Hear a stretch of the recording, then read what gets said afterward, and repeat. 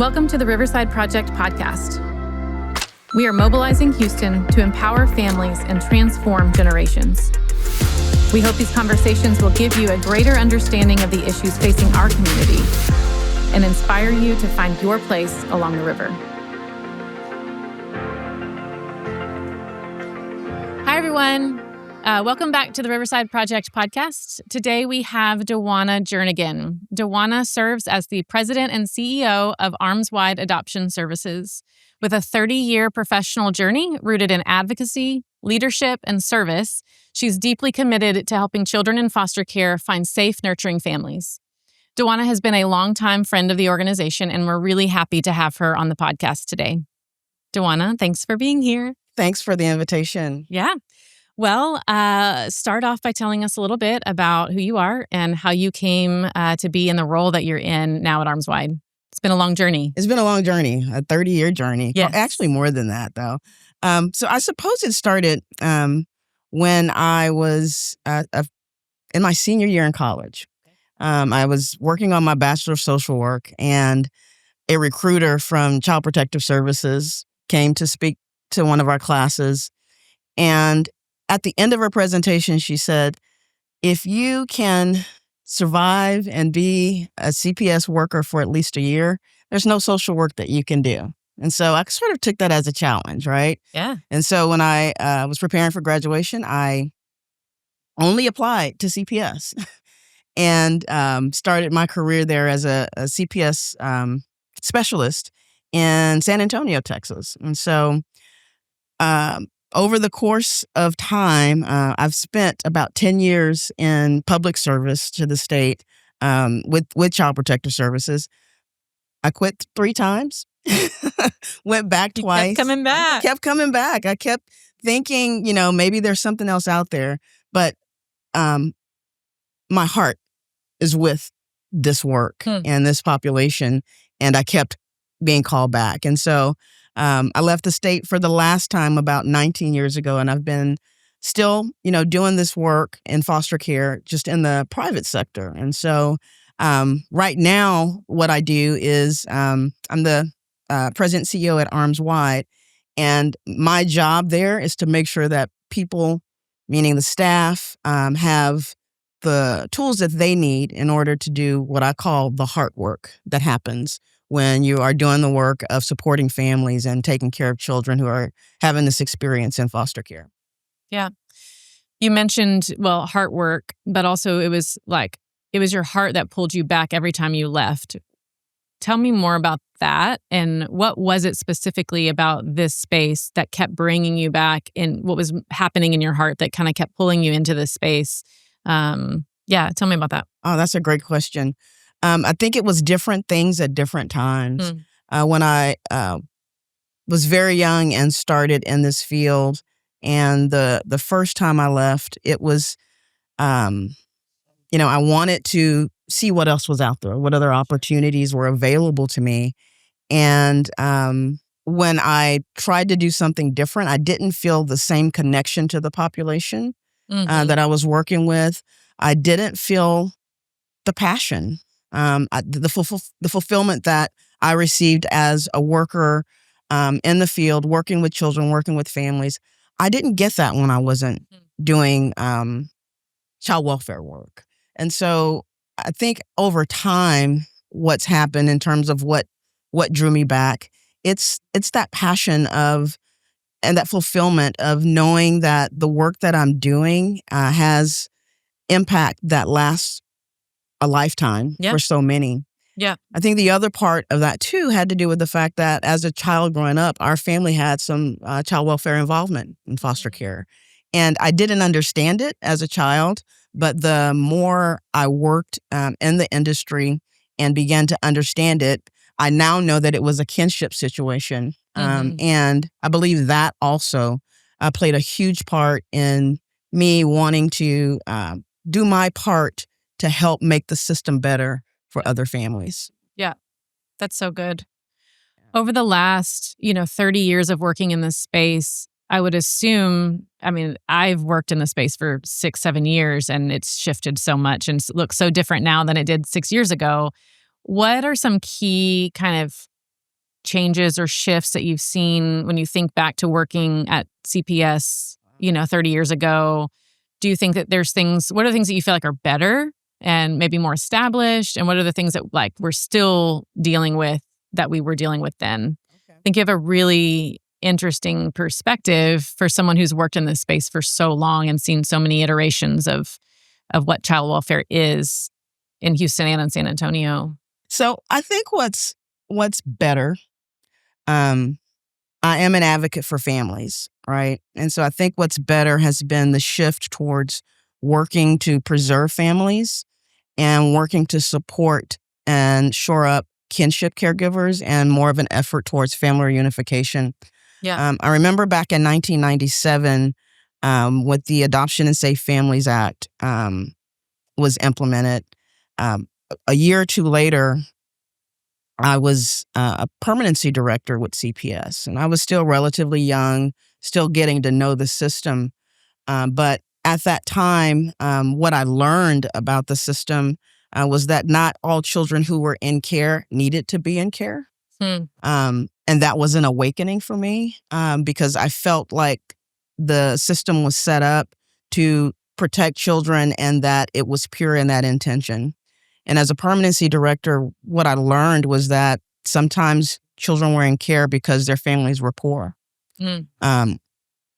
or because their families didn't have access to the resources they needed to learn the skills that they needed to keep their children safe and to learn the skills they needed to break the cycle of poverty and abuse. And so I think what's different now, as I stated, there is more of a shift towards recognizing that. Mm-hmm. And the thing that I think we're still working on, and I don't know if it's something that we will continue to work on, is the systemic barriers that families face to get that support that they need to prevent family separations. Yeah. There's been some idea of going improvement. upstream. Yeah. Yeah. Like actually thinking through what is causing this and how can we maybe go upstream and see what is putting families in the river, what's causing them to fall in, and how do we actually move some of our efforts there so that we don't have so many further downstream, maybe, I don't have an answer to that, an honest answer to that. What's causing it? I think it can be attributed to a number of things. Lack of understanding of family dynamics by child welfare professionals, cultural insensitivity, and all the other external factors that I shouldn't say external factors because they are factors that are critical for families to be able to survive, but lack of housing, lack of education, lack of job readiness and preparedness, food insecurity, all those things contribute to families being separated. Yeah. And I think if there were ways to make sure that these families were shored up on the front end, if there were more efforts placed in prevention to identifying the families and partnering with them in a way that they're not afraid to say, I need help, I think that could help to prevent some of those separations from happening. Yeah. It sounds like we're on a different trajectory, hopefully a better trajectory, and learning more and doing more. And as we always say, like we all have a part in that. And as much as we can, link arms and make it happen. Yeah. Tell me more about Arms Wide. So what do you do there? What you mentioned that you kind of lead the staff and make sure that they have the tools to care for families. Mm-hmm. What does Arms Wide do as an organization? What is your kind of key focus? Yeah, well, we are a child and family serving organization providing a continuum of care for children who have foster care experience, starting at foster care all the way to their 18th birthday. And that continuum of care starts with, again, the foster care support. When children aren't able to be reunited with their birth families or their first families, we're able to help keep them with kin caregivers. And we help support families through to permanency, whatever that looks like. If that's reunification, if that's reunification or joining with with kinship caregivers, or if that's adoption, right? We help bridge children and families to those outcomes. And I think the unique aspect of what we do is our post-permanency support. Yeah. We're one of 3 providers of state contracted providers of what's called post-adoption services. Yeah. And those are services that are provided to families that have been built through foster care adoption and need ongoing care support, crisis management, case management services and support. And we're able to provide those free of charge to the family until the child turns 18. And one of the other things that we do, which I think is a much needed support throughout the state, but unfortunately we're the only provider of what's called post-permanency support. And it is only state contracted provider, let me say that. And it's very similar to the post-adoption support. The difference is the legal situation where in an adoption, parental rights have been terminated, and the parents are the adoptive parents become the parents of the child. And in the permanency support or the post-permanency situation, these are families who have been awarded permanent managing conservatorship. So that means that the child's parents' rights are still intact, but this person, typically a family member, a grandparent, an aunt or uncle or godparent, have agreed to step in. And sometimes foster parents have agreed to be this child's guardian until they reach the age of majority. Right. And so through those programs, we're able to preserve families and keep these children from re-entering foster care. Yeah. And that's just such a critical piece that I don't think a lot of people know about and understand that adoption's not the end of the story, you know? Absolutely. A permanency order is not the end of the story. These children will continue to grow. They've had these experiences of relational trauma. They've been through a system that's sometimes not so great, and they will continue to need support. And we want to keep these families together and make them stronger. Yep.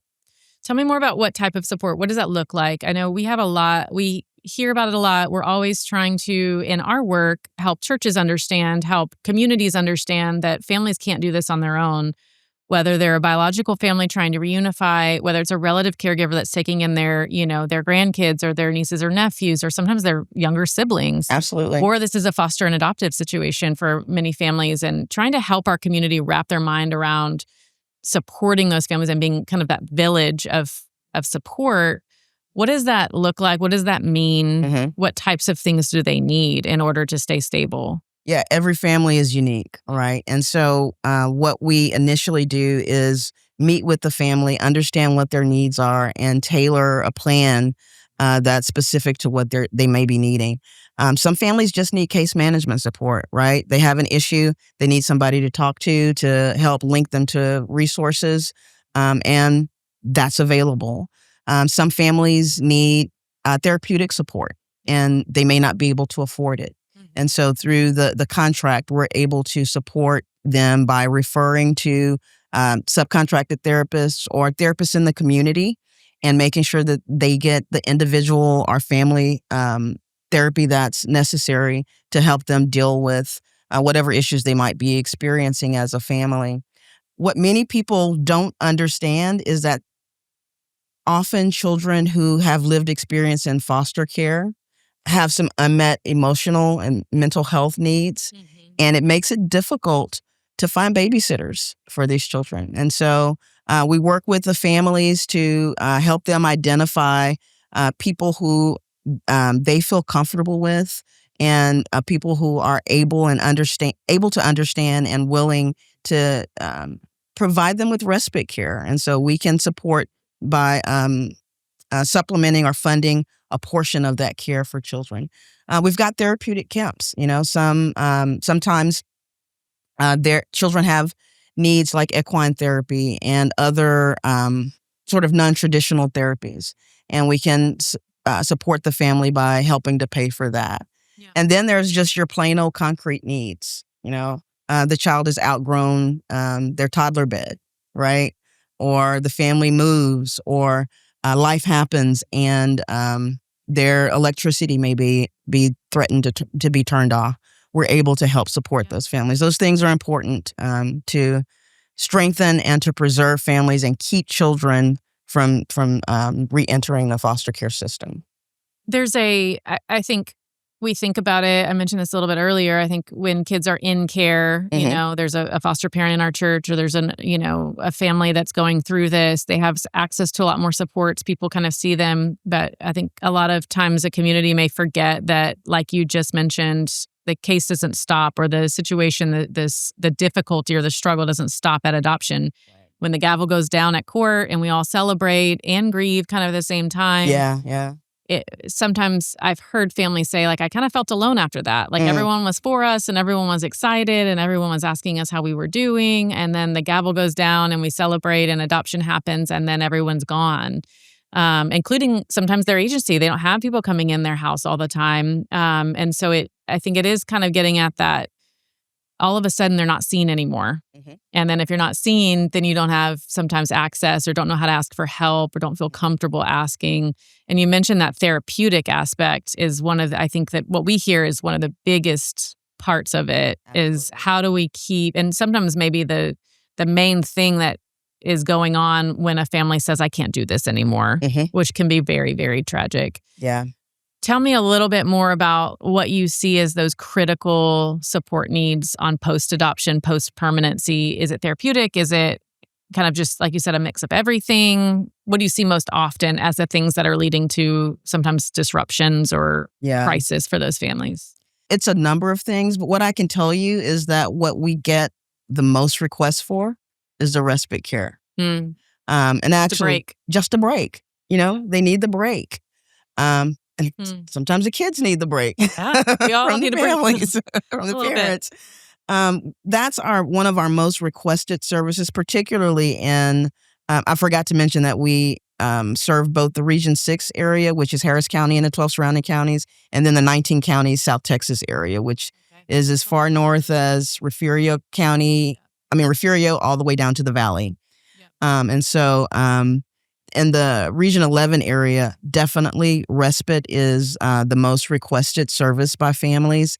And between respite and therapy, I think, are what we see most here in Region 6. And what we've seen a lot more of in probably the last 4 or 5 years is that families are coming to us when, like you said, they feel like they can't do this anymore, and they're requesting residential treatment care support for their children. Either the child is currently in a psychiatric hospital pending release and the family is just at their wit's end, or they've been working with a psychiatric hospital and they can no longer afford it. And so we see a lot of families come to us requesting that support.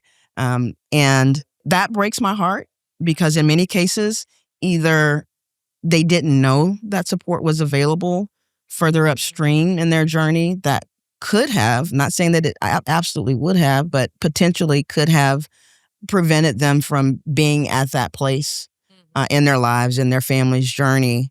But we're able only to support about 5 or 6 children a year because that's so expensive. It's funding related. It's very funding related. Yeah. The post-adoption contracts throughout the state have not historically trended up in terms of funding relative to the numbers of children who have been adopted throughout the state, considering this is a program that is intended to serve until the child turns 18. Right. And so funding is always an issue. We're always looking at how we can best stretch the funding that we get from the state, as well as reaching out and acquiring philanthropic support to make sure that we're able to meet those needs for families and keep them safe and strong. What's the solution there? I mean, aside from maybe more funding, we need more funding. You mentioned going upstream, but what do you feel like? Because we hear that a lot. I get calls from people. Our team gets emails from people saying like, "Hey, do you know of a residential treatment center? Do you know of like, we're in this situation and we don't know what to do, and it is so far downstream." What do you feel like is the solution? How do we help these families? We can't go back in time always, right? But we can try to for the next kind of group that's coming downstream. But what do you feel like is the solution to that? So I think that maybe not the solution, but a part of the solution is making sure that families are adequately prepared for this journey, making sure they have trauma-informed education and support on an ongoing basis. Yeah. What we often learn is that because we serve families that come from all over the region, right? And so they're not just families who were supported and trained by Arms Wide. It's from all of the child placing agencies throughout the region. And oftentimes what we find out is that families don't understand how trauma impacts a child's brain. We get calls. I adopted this child when she was 3 years old, and I don't understand why this is happening. Or at birth. Or at birth, Yeah. Yeah. We were the only family that this child is known from when this child was removed from their family. We were that family that ended up adopting, and we don't understand why. And to me, that says you don't understand trauma and relational trauma and the way that it, and the ways in which it impacts and rewires a child's brain. And we have to start there. Yeah. Right. Providing them that education, that psychoeducation, contracting with trauma competent and adoption competent mental health professionals who can help the family and support them on their journey. And so I guess the short answer to that would be to have a common trauma-informed competency requirement and understanding for all of the child placing agencies who are preparing these children who are preparing these families for adoption. Yeah. There is so much kind of damage that happens in a child's brain, and understanding the effects of that. I think living in the day that we're living in now, there's so much hope too. It's like the services are there, the supports are there for many communities now. We understand more about what's happening. We understand what works and what doesn't. And I think it's just accessing it and being willing to step in. Because as a parent from myself and my children who have walked through this journey, it's a different way of thinking.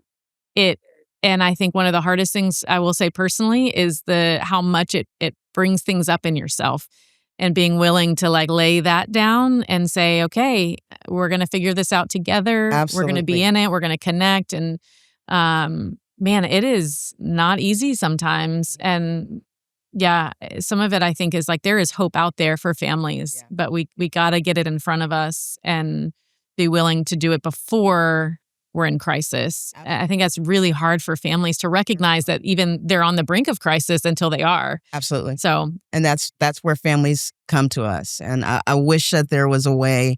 And we're making efforts to try to develop relationships with the child placing agencies so that they know that post adoption support is available. But I wish that there was a way that all families who were on the adoption journey were warmly handed off, to us as providers. Will we have enough funding to meet all the families' needs? Yeah. I don't know, maybe not, but hey, I want to issue the challenge, Yeah. Make sure that all these families have that knowledge of the support, even if they don't use it right away. I always say to families, it's an opportunity that you can't afford not to use take advantage of because it's free. Mm-hmm. We're not intrusive. We're not in your homes, every month, looking through your things and making sure that you meet certain safety standards. It's a service that is tailored to whatever your needs are at the time. And those change over time. Yeah.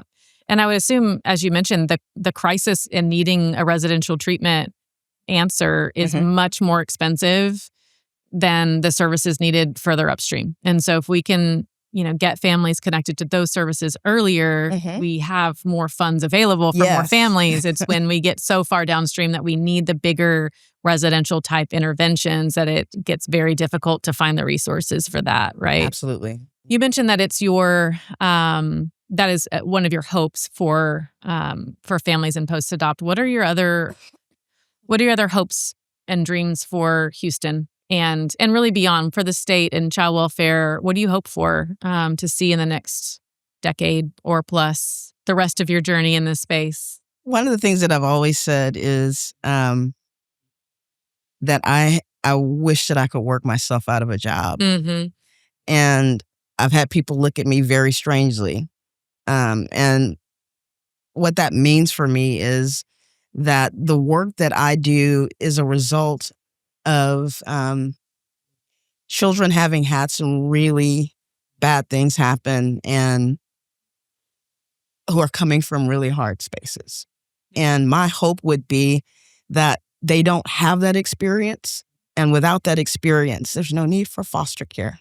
In terms of where we are as a system within the state of Texas, within the region, one of the things that I think is fairly promising is this transition to a child-centered model.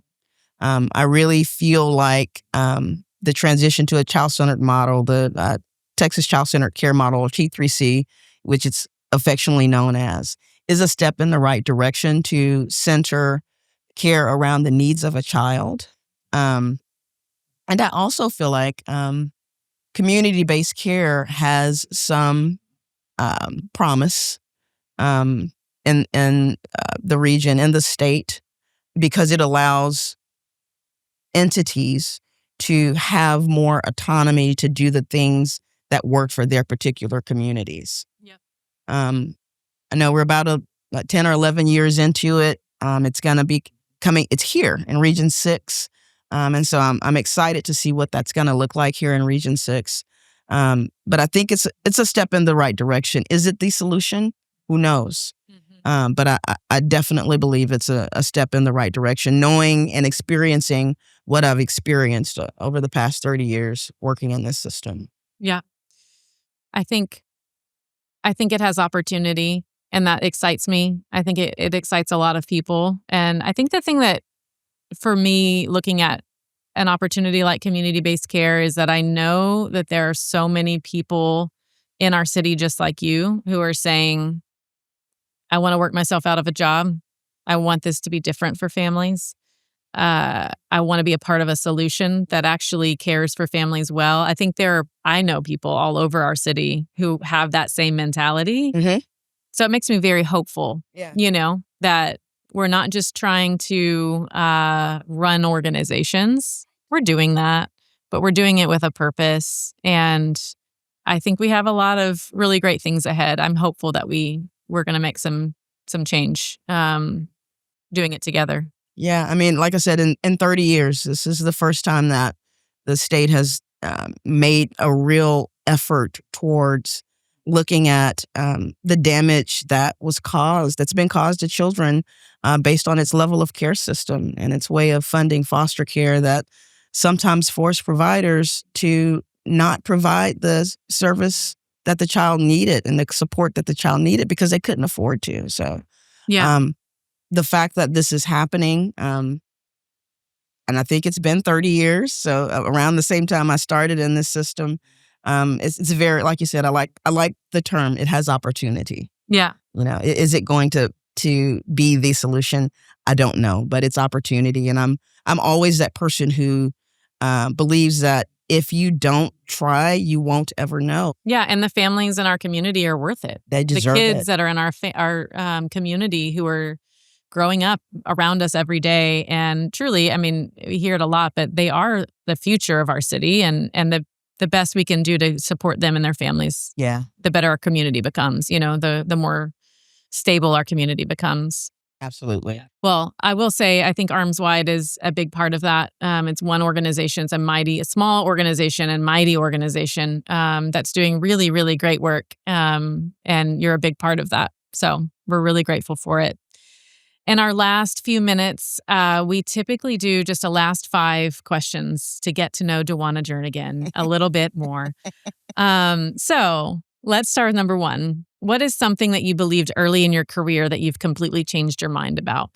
One of the things that I believed early in my career that I've completely changed my mind about is that the foster care system as it existed then was necessary. And I've completely changed. When I say I've completely changed my mind about that is what I'm saying is there are some families and children or some children who need protection.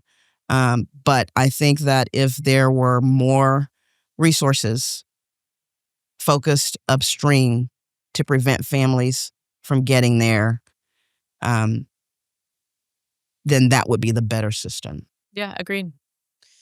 What's your hidden talent? What's something that people don't know about you? I'm a drummer. Are you a drummer? Who was it that was saying that they sing? I think it was Elisa Elliott Wilson. Oh, really? I think she sings. So you guys need to put together a little band, come perform on the podcast one day. Hey, I'm all in. How did you start drumming? Church. Okay. Church. I was as a kid or as an adult? About 15. I was about 15 years old, and I started drumming, and it was not a popular thing for a girl to be drumming. I grew up in a Pentecostal church, and girls didn't play the drums. Yeah. So it was something that I was always, beaten on things. And one day, my cousin, who was the drummer at our church at that time, told me to come and show me what you can do. And I just started playing. And I don't read music. I play by ear, and I've only played gospel music. And I've been actually a drummer for my current church for the past 20 plus years. Wow. Yeah. That's really cool. I love it. Love music. It's sort of cathartic for me. I bet. There's probably some days that you just really, There's some days I leave the office and I am ready to get to choir practice. Yeah. Understood. Yeah. What's a game that you get way too competitive playing? That would be Uno. Uno. Oh, yeah. What a classic game. Yeah. It's fun, too. It's fun, but I get very competitive and sometimes angry. Lashing out. Lashing out. A side of DeJuana we never see. I don't know if I've ever seen you like that. What's your favorite childhood snack that you still kind of go to today? That would be Oreo cookies dipped in milk. They've got to have them both. Can't just have the Oreo cookies. Can't just have the milk. Got to have the Oreo cookies where they're dipped and saturated in the milk before I take it out. Okay, that's a good one. That's a very good one. So on a really rough day, you're finding your drum set and grabbing the Oreos and milk. Got it. Last question. Mm-hmm. If you could leave one message on a billboard for everyone working in child welfare, what would it say? If I could leave a message on a billboard, it would be that their healing begins with your hope. Ooh, that's good. And what that means is it's a message to workers or any professional in the system that says that, children in having this experience in foster care have been let down by adults. They have been in positions that have forced them to not trust adults, and they may feel hopeless. But if they have a connection with just one person in the system who believes that change can happen, that families can heal, that recovery can happen, and they share this with that child, then it gives that child, I feel like that's a critical ingredient to the healing for that child, because now they have a connection to hope and faith that all things are possible and that there's a possibility for their situation to change. It's not hopeless. Truly, thank you. Not just for coming on the podcast. I'm grateful for that. But thank you for the work that you do, the passion that you have. I think you were maybe one of the very first people I met when I was just kind of learning and figuring this out. And I remember you sitting down with me and I was just asking, what are the challenges? What are the things that you're thinking about? And what are the hard things? What are the good things? And just learning. And you were so willing to talk to somebody who was nobody. I didn't know. I was just a person, that was trying to understand. And since then, you have always been like so open and so just passionate about the work and willing to work with others and willing to, like I said, link arms and find solutions. And that is really, really beautiful. We're really, really grateful. Well, thank you. I'm grateful for what you do. I remember that conversation, and to experience what's happened from then to now with the Riverside Project under your leadership. absolutely phenomenal. So thank you for what you're doing to understand what the needs are and making that bridge between the state and the community to help make sure that those needs are met for providers. So thank you. Yeah. Thank you from the bottom of my heart. Truly. I wish there were more like you. So that's sweet. We're going to do great things together. Absolutely. As a community. Absolutely. Thanks for being on. Thanks for the invite. To those listening, we hope these conversations have inspired you to find your place along the river. And we welcome you to join us in bringing hope and renewal to the city of Houston. If you'd like more information on how to get involved, please visit riversideproject.org and submit a contact form. We'll see you next time.